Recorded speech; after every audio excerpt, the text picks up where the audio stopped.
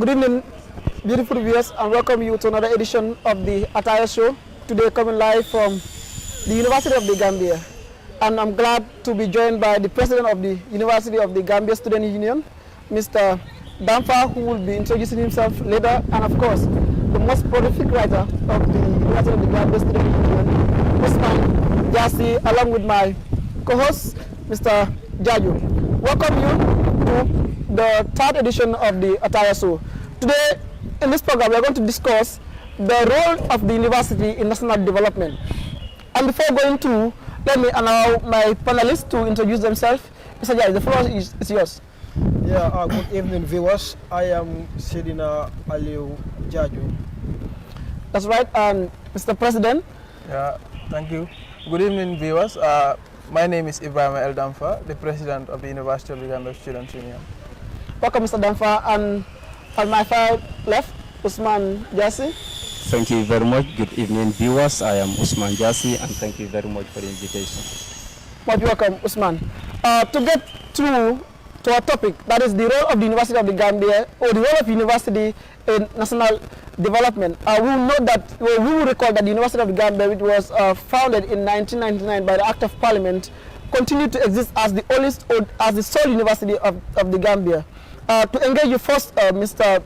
Damfa, as the President of the Student Union of the Gambia, what will you outline as the role of the University of the Gambia when it comes to our national development? Yeah, thank you very much for that question. The role of the University of the Gambia in the national development cannot be overemphasized. The University of the Gambia should serve as a knowledge producer, not only a knowledge consumer in the country. You know, if you look at universities all over the world, they serve as a policy backdrop for their countries. Universities serve as a ground in which government consult, ask them to do research for them, and the university go ahead with such researches, you know, in turn advise the government on how to inform policy and how to go about formulating and implementing, evaluating policies. So that goes to tell you that the University of the Gambia should not be an exception to that. The university have a great role in the realization of the development of this country.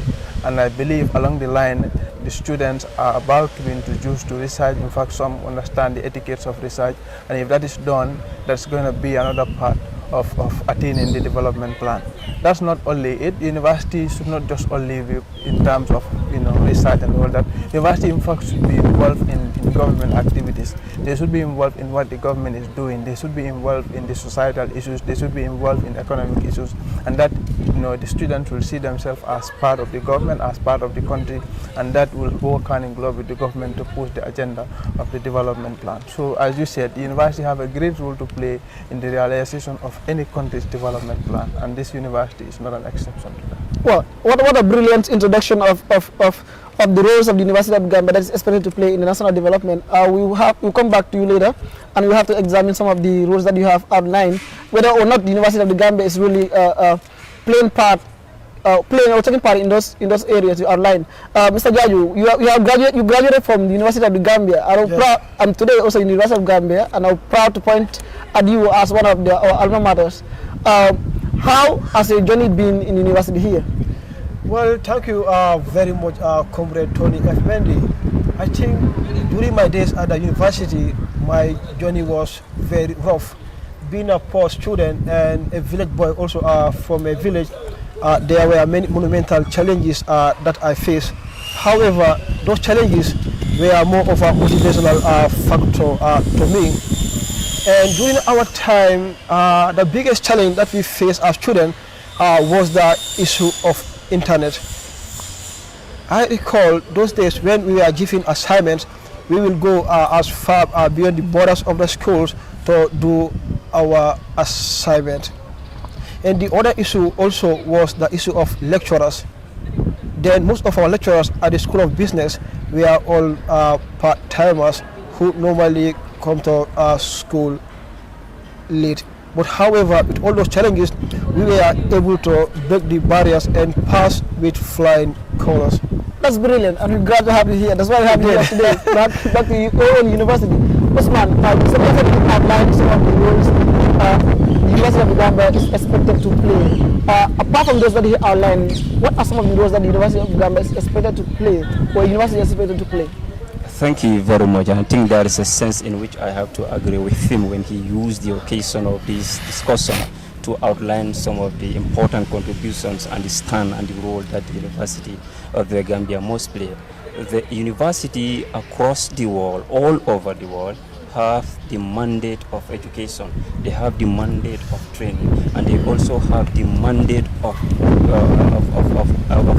being activists to the government. When I say in this context the mandate of activism, I mean it is the primary responsibility of university as the primary producers of knowledge to look at the society, interrogate the society from a broader perspective, look at the ills that characterize the society, that stunt the growth and development of the society, and then shift the attention of the government in that direction, so that indeed they have the mandate to influence policies of the government. This can be done in a number of ways.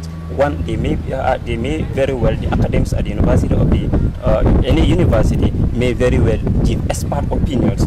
They may very well produce research papers. These are important instruments and tools which I believe that universities must try to ensure they put it into their curriculum.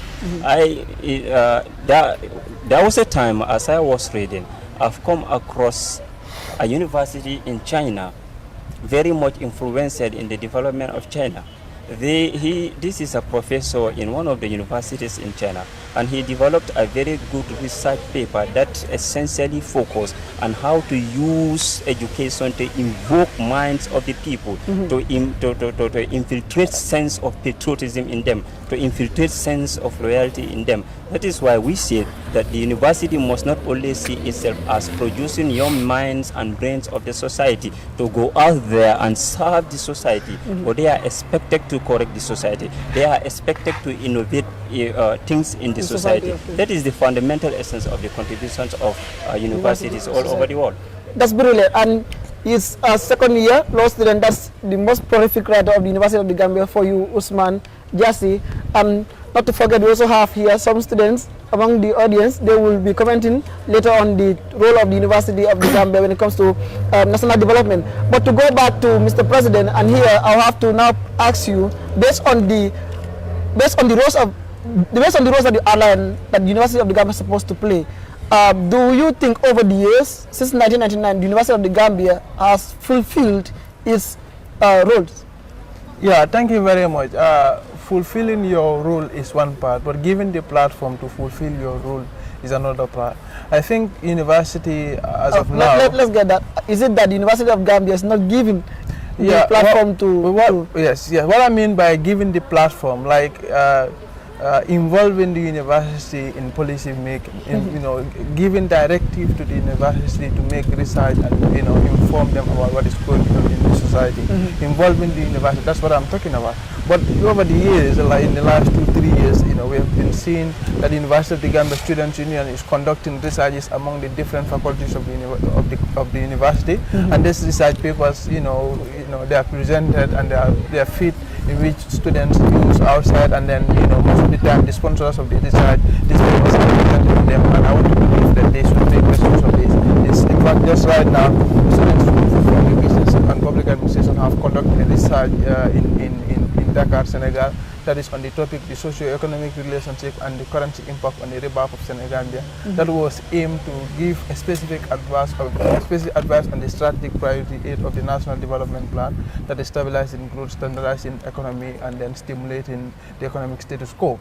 So in turn, the research already is done. They have already did the presentation. They are working on with the Ministry of Trade to ensure that the paper is publicized. So if the Ministry of Trade and other workshops, other implementing bodies of the National Development Plan make best use of that research paper, then therefore they are helping, and they are creating platform for the university to involve itself on research, involve itself on population, and involve itself in advising them on the relevant areas of research. Okay, yeah. I'll know that. But let me come to you, Usman. You are very particular about the research, and that's what won you the most prolific writer in the SU awards.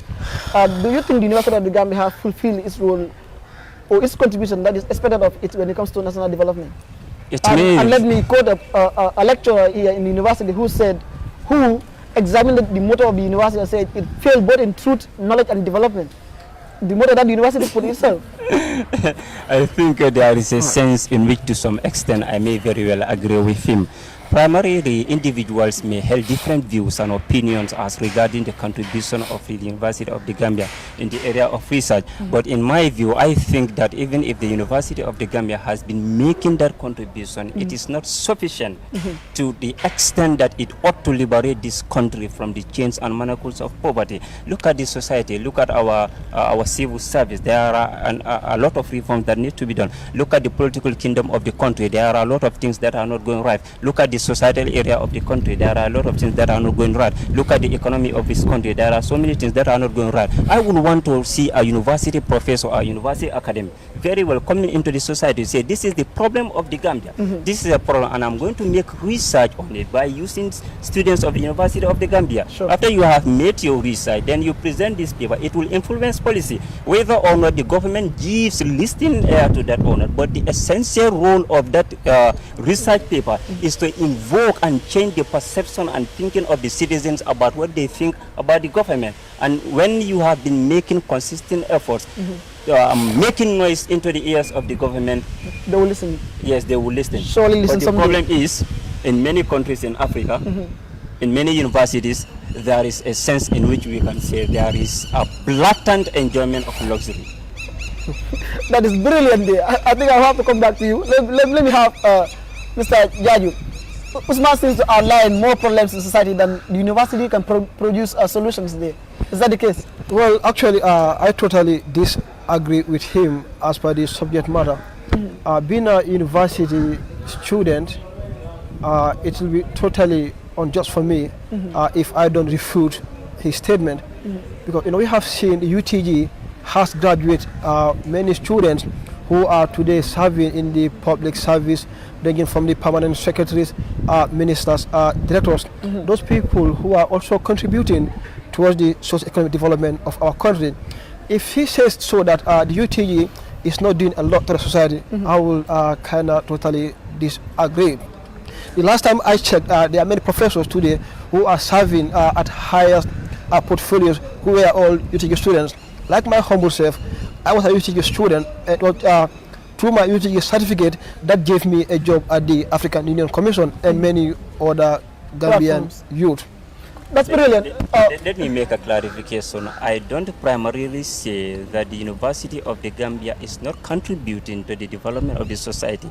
I've spoken from a very technical perspective. Unless you grant yourself a little latitude to make reasoning, then you will understand the contribution ought to be seen so very differently. Nobody can doubt the contribution of the University of the Gambia to the development of the Gambia and Africa at large, but there is a sense in which it could have done better and it could have done more than it is providing solutions right now. Okay, let me shift my attention to our beautiful audience here, and we have among them the chief arbitrator from the just established Judicial Tribunal of the University of the Gambia Student Union, Mr. David Abraham. What is your take on the role of the University of the Gambia when it comes to national development? Thank you, Tony. I think that, like every speaker has said so far, the role of the university or any university in national development, to me, is twofold. So I think that, students coming into university are actually at a very peculiar phase of life. Their minds are not fully formed, and they're coming in with a lot of zeal and energy. So what you have in university is actually a massive human resource, that is students. So I think, the primary role of the university at that point is not firstly to impart knowledge, it's actually firstly to shape the thought process. You see, because if you don't have that thought process, then all these other things you're talking about really can't function. You have to have a research-oriented thought process. You have to have the right thought process to be able to challenge policies and to to suggest alternative ways of doing things better. So I think the first role of any university is to shape thought process, or to shape a pattern of thinking that enables people to come to develop results and solutions. And then secondly, of course, the role of the university is to actually impart knowledge. So to answer the other question that you've been asking, really, as to whether the University of the Gambia is fulfilling its role in society. I think it's more complex than one might realize at first, because of course the university does not exist in isolation. Okay, so yes, we expect that the university should shape thought processes. Yes, we expect the university should impart knowledge. Yes, we expect that the university should be a center for research. But the university, like I said, does not exist in isolation. So you have ministries that are above the university. We have alumni, and the question then is, what are all these different pieces of society doing to encourage research? Because if you look at how research functions outside in other places where research works, you realize that universities do not carry out research in isolation. These studies are funded. For example, where is the funding coming from? Does the university actually have the funding it requires to do the wider apparatus of the state, the ministries and whatnot? Do they have the right orientation towards research? So without examining these factors, I think it would be unfair to say that the university has failed. And like Mr. Jaju did point out, the university has succeeded to a very large extent. So I would leave it at the university has succeeded to the point that it could. Okay, let's keep on there. It succeeded to the point that it could, but now to ask you, that thought process that the University of the Gambia should put onto the students, has it really achieved that? Has it really done that? But research could be done in, let's say, in even a personal level. You can carry out your own research. But are the students of the University of Gambia really trained, or that thought process, is it in them that they have the zeal to carry out research?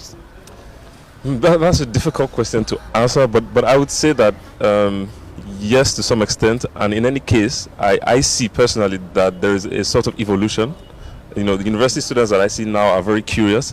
I'm in a unique position because I was actually in university before now. I was Mr. Jaju's classmate at some time. So I have the privilege of being able to compare mindsets at the time. This was 2007 to 2012 to the mindsets that I see now. I would say that the current batch or the current crop of university students are more curious, they're more adventurous, and they're more willing to engage the government and challenge the government as to what they think is right or going wrong. Okay. To move on to Bintu Conte, you are the former president of the Student Service Learning Association of the University of the Gambia, and let's not only focus on research. What other roles do the University of the Gambia play, particularly the association that you headed before? Okay. The University of the Gambia focuses on only voluntary activities. It's a sub-voluntary association in the university, and since it has been established, all it has been doing is embarking on voluntary exercises in a way to give back to our societies. Yeah. And what are some of the activities that you normally engage on?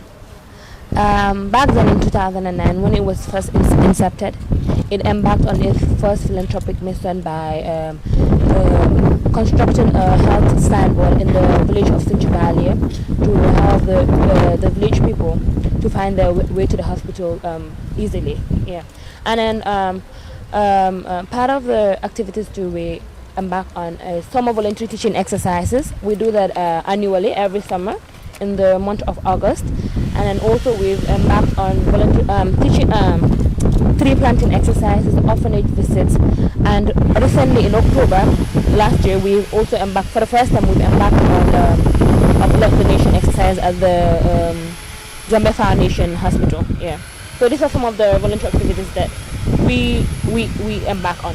Yeah, that's brilliant. As an association. Let me notify our audience that Mr. Jaji is being replaced by Mohamed K. Toure. Mohamed K. Toure, you're actually the coordinator of the association that he is talking about. Yeah. And what will you brief in detail? How will you present the association and connect it to the activities of the University of the Gambia students? Yeah, currently I would say University of the Gambia Student Service Learning Association could be termed as one of the most extraordinary associations within the UTG. How? That's because it's not limited to a particular school. It doesn't necessarily mean that you have to be from DPA or any other school to be part of UTG SSLA. As far as you are within the UTG, you can be part of it. And as far as you want to take part in any voluntary means, you can be part of UTG SSLA. So because based on what we do, we have our means of saying okay, but say before Babylon. It doesn't necessarily mean yes, we don't want to travel, but means like why wait till graduate before you do anything for your country? So you can do it here before you. Whilst you are within the UTG. So like I can go back to what you people are discussing, which has to do with research and other things. But sometimes we can also go back to what the facilities provided for the students. Do we have it? Yeah, I was actually going to come there, and I like the fact that Basel before Babylon. Let me put that directly to the president. We want to examine, though, the University of the Gambia has a role to play. But the question is, what are the challenges that the University of the Gambia is currently facing? Yeah, thank you very much. All in all, if you look at it intuitively, you understand that the University of the Gambia is facing financial challenges, and that is what resulted or prompted to some of the lack of the basic necessities that the university should have.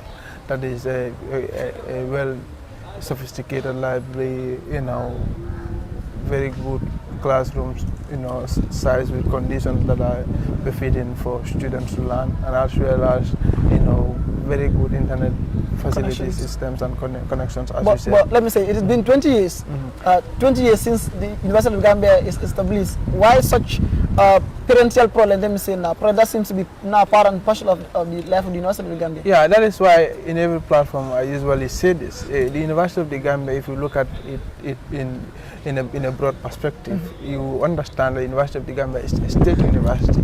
So I always say, if the University of the Gambia is not doing well, and it is a state university, then the state is not doing well. So to my concept, I want to believe that the university should be involved more. The university is kind of neglected. The government should help the university more. The government should help the university to have all these facilities I am talking about. Kind of help them in all these things that are needed, because you cannot go to any university without a sophisticated library. Only in the University of the Gambia. Yes. Now the question will be, you are the president of the student union. What is particularly your role? Because students are concerned that the unionist in Gambia is more or less dead. You come president or you be a unionist, but when the time you get in the office, you don't work actually, or you are being drawn into the system, and you fail to advocate for the right of the students or for betterment.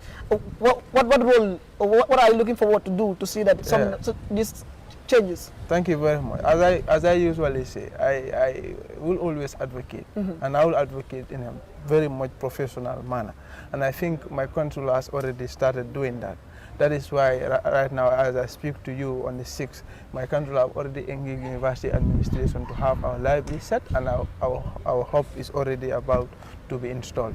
So in the next week we will have our library, we have our books moved there, and then the hub as well is going to be installed. We will have about 50 desktops in the hub, and then we have a very strong connection in the hub. Not only that, we will have the hub connected to the VUB library. Then students who will be accessing the hub will be able to have access to the online journals and publications of the VUB.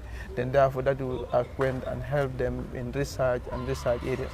So that is to say that my council is working tirelessly to ensure that some of these problems that we are outlining are solved in a very much professional manner.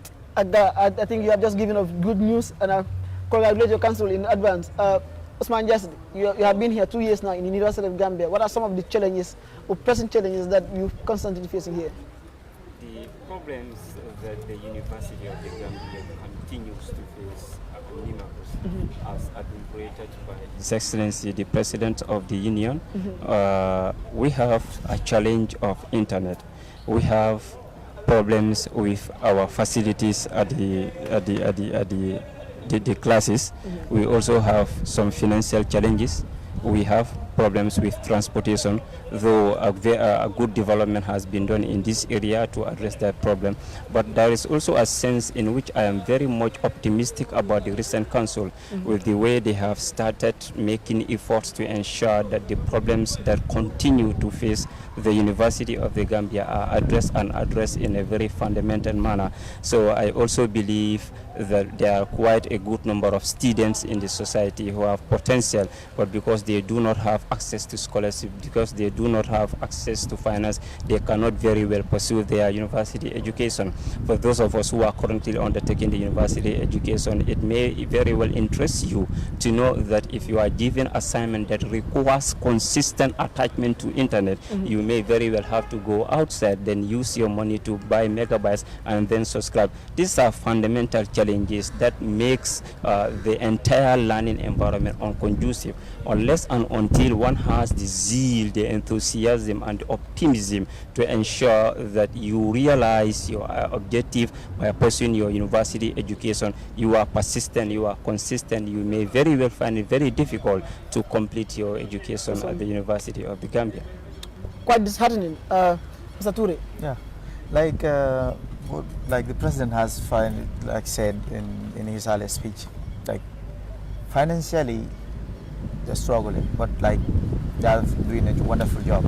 And necessarily, we just had our anniversary, and Today, exactly. yeah, today we celebrate a decade, and then we celebrated with the admin, but together with the SU, because yes, they are just in the office, but by getting the chance to see the VC, the vice chancellor of the university, you have to pass through them. So they could have said, oh no, it's not our time yet, or it's not our turn, or we could not do it because it's late. But no, they give us, he stood forward, right? You see that? Everything was done, and then we get our audience, and then alhamdulillah, things went fine. But like, yeah, everything is according to like university. I think the government has to engage them more. They have to get the students, because sometimes people also have there's also a fear factor in certain things. There are certain kids, when you go to school, they might tell you, I don't think I have the chance of coming to the university. Yes. I think every one or two students you find there, you said you had a fear of, I don't have the money to pay school fees. And no, let me go back to your dismay, I might say this. This is very important. I think there are some things that we need to clear here. Like the reason why I say the government is not doing well, like all the tertiary institutions in this country, the University of the Gambia is receiving the least subscription from the government of the Gambia. Why? You know, that's a question that I should ask you, and you should ask me, and we should keep asking them. That is why it is going to be good that we unveil the answers for us. No, that's why we should allow ourselves to unveil this kind of truth in platforms like this. You know, we expect the university to be seen at the highest level. Not only that, you know, it's quite disheartening that in fact some of the students that the government issues scholarship to, they just give them hard paper. They come and issue this to admin, and at the end of the day, they will go up to the third year, and then the body that is responsible to settle that bill will not settle it. So the university is calling because of financial problems. So that is why I say the government should be doing more, and they are not doing what is expected of them. Let me focus on you. We apologize that there are some behind us, quite disturbing. But universities around the world are known to be, like a union is known to be very strong and always advocating for their rights. How strong is the University of the Gambia Student Union over the years, and knowing this problem are more or less now persistent? Yeah, thank you. But you see, the University of the Gambia Students Union, it have a direct connection with the University of the Gambia administration and the higher education, and we came into existence as an act of an act of the parliament. So that goes to tell you that we have powers to negotiate. You understand? We have the power to mandate to negotiate, and we have the mandate to negotiate on behalf of the students. And this we are doing. We are hitting on the doors of the university administration. We are hitting on the doors of the higher education. I wish you are in one of the meetings that we have in the university with the university admin. Then and there, you will know that these people are not getting it easy. But they are responding. You know, some of these things they are responding, and you know, just recently they've approved a lot of things. As I speak to you, we have did a survey in all the schools, and then we submit the budget to them. You know, there was some kind of wishy-washy about approving the budget, but we followed up about hundreds of thousands. They approved it. All the toilets will be bought in next week, and they will be fixed. So that goes to tell you that we are pushing it. Yes. Let me say this. I think I entirely agree with him.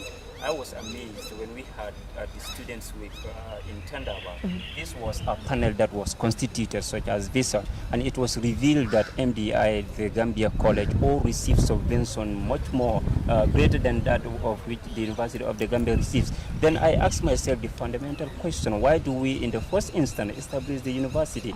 You establish the university, you must very well understand that the growth of the university can only be sustained where there is consistent financial support, because all activities and research processes that the university may undertake require finance, and therefore university cannot functionally realize its potential when they do not have the necessary support that they ought to have from the government. So I'm speaking to the government, to the Minister of Higher Education, Research, Science and Technology. If we want to realize the dividend and the significant contributions of the University of the Gambia to the development of the Gambia, we must invest in education. It is the foundation upon which every nation can grow. If we do not appreciate that, then it will be a nightmare.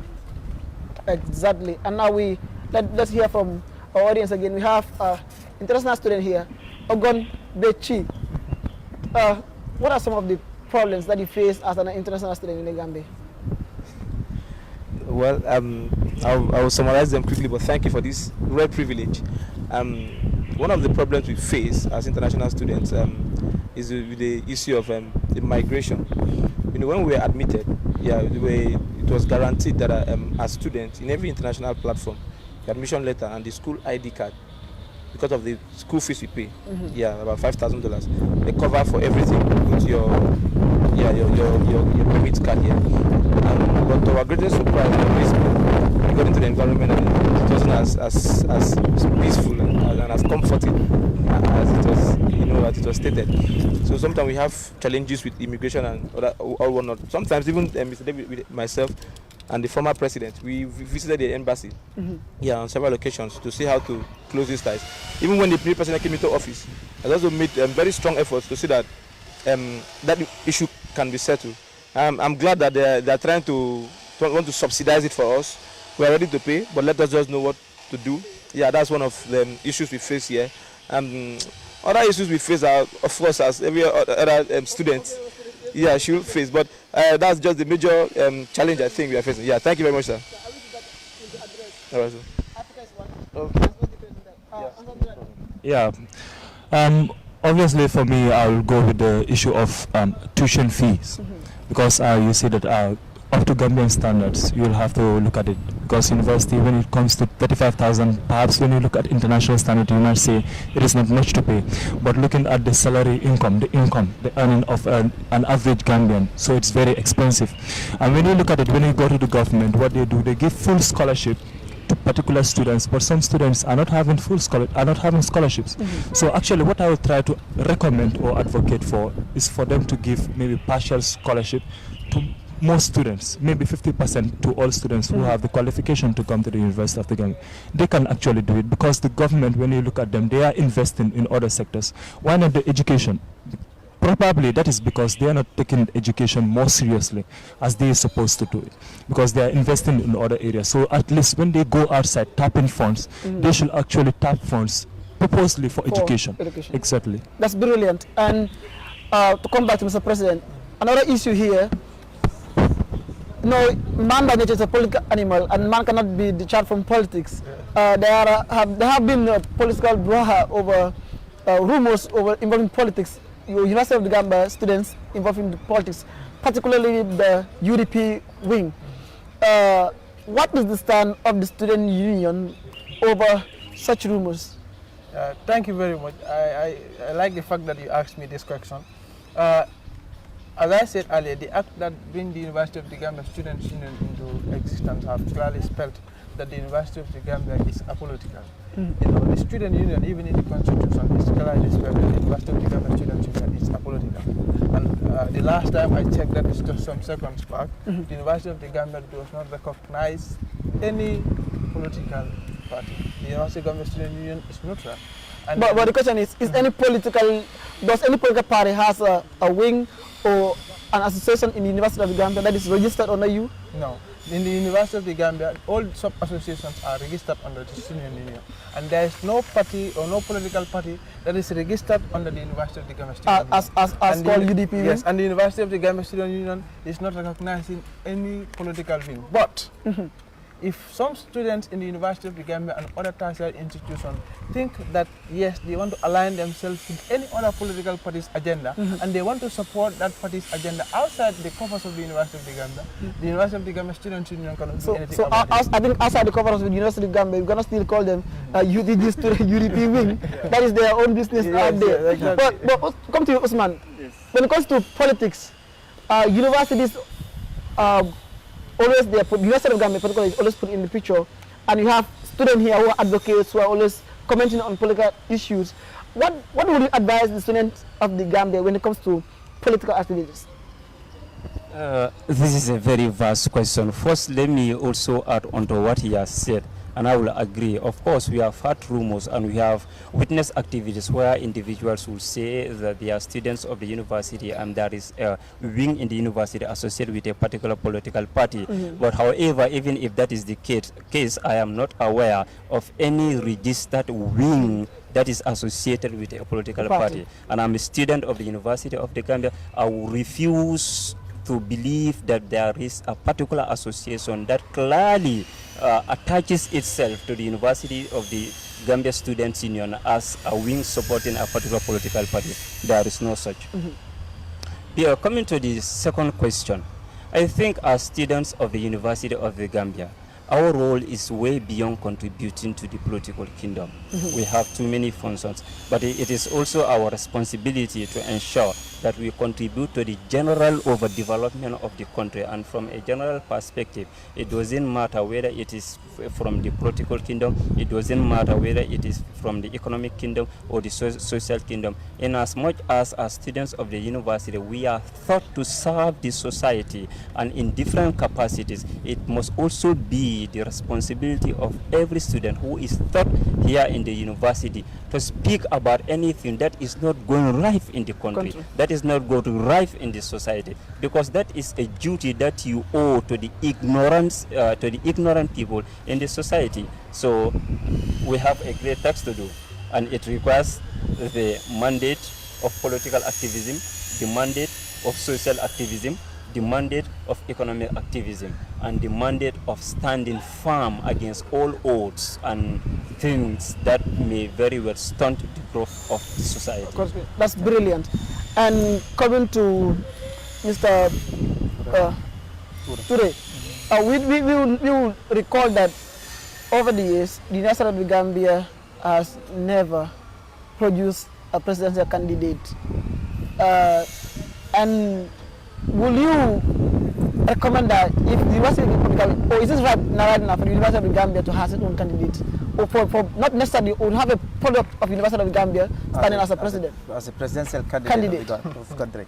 Yeah, okay. One thing we need to understand here is like, there was a time we had a debate, and it was, okay, you should be a university graduate before to be able to be eligible for as a candidate of the president in the country.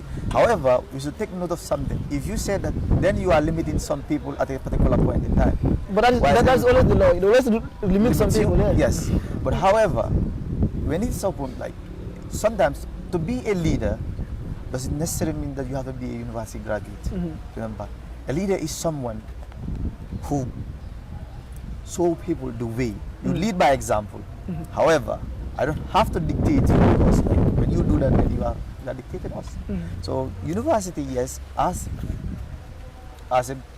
the highest body, and the highest education body should start doing producing politicians fit enough to compete there. To compete. However, we have a lot of university students in the National Assembly.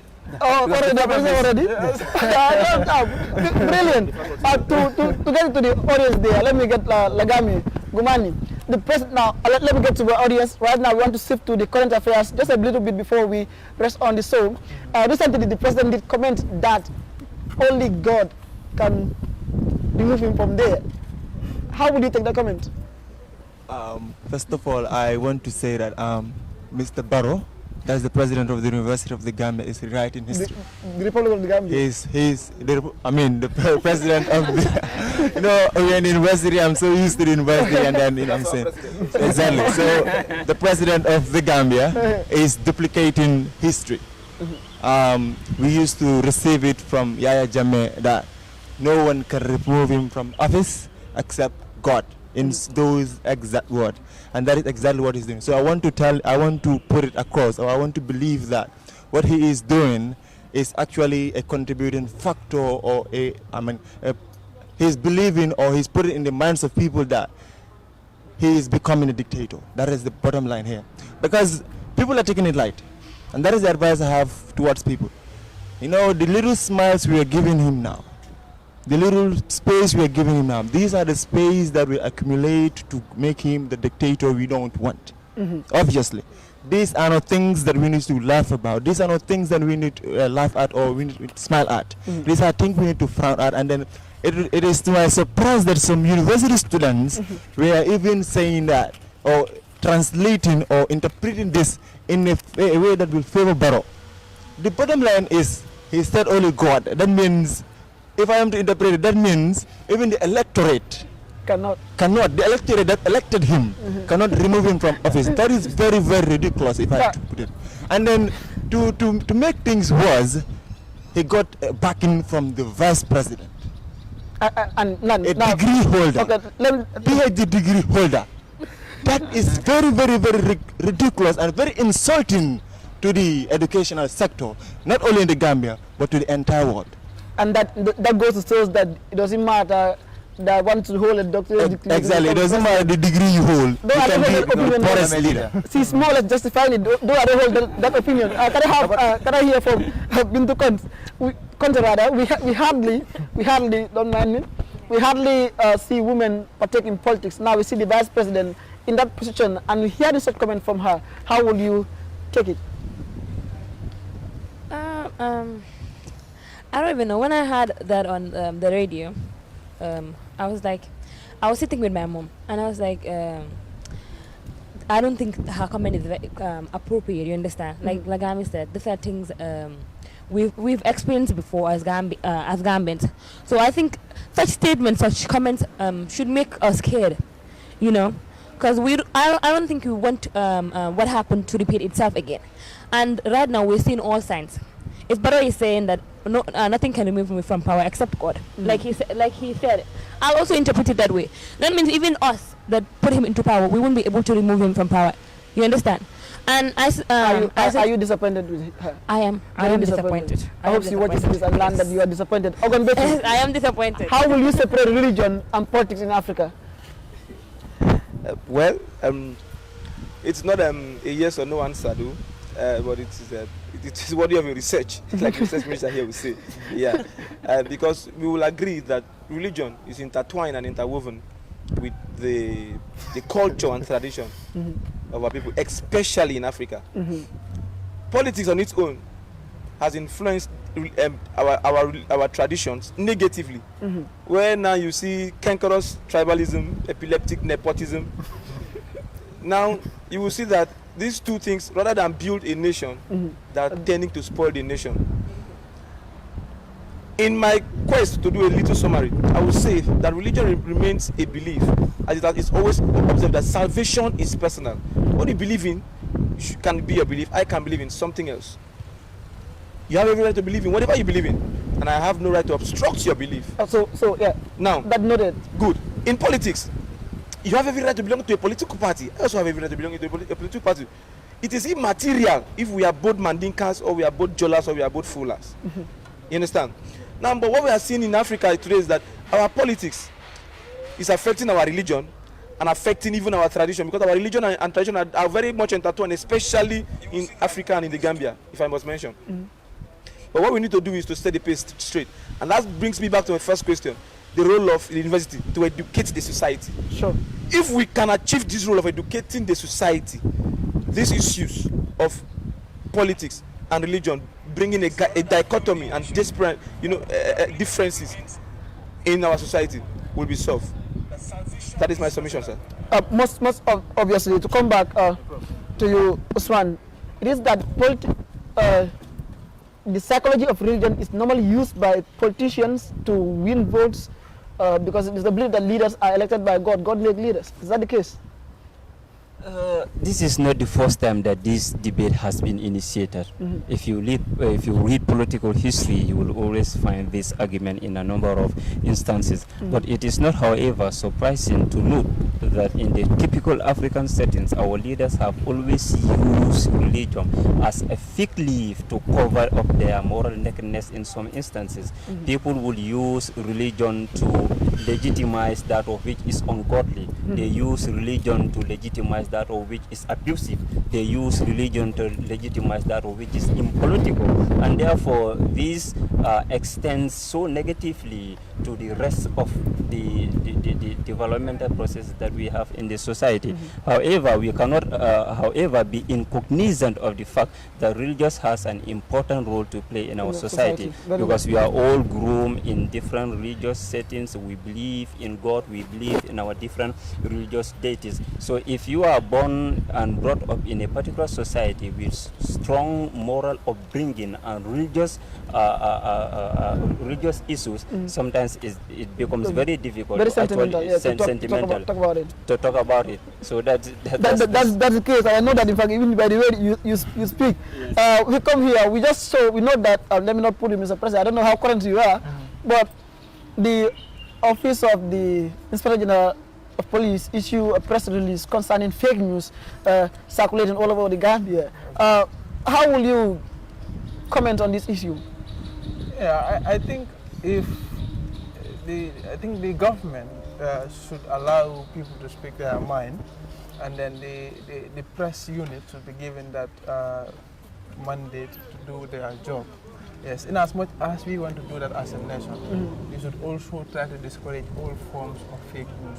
You know, if it is true that journalists or people out there are giving out fake news, then I think it is necessary for the minister or the IGP to put that across. But if it is about condemning people to speak their mind, or if it is about people to speak or write what they have seen. I think it is absolutely wrong for the I think that's not the case here. But I think the two are more or less connected. Fake news and freedom of expression and freedom of speech and so forth.